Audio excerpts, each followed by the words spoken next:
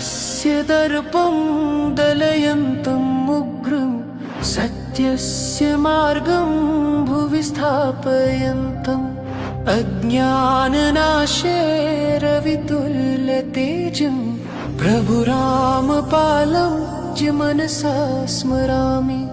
हे कबीर करुणावतार सतगुरु गणपधारे परमेश्वर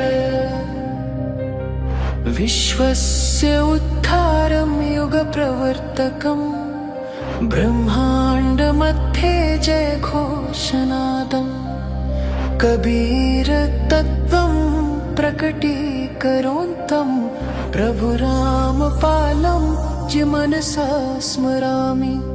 हे कबीर करुणावतार सतगुरु गणपधारे परमेश्वर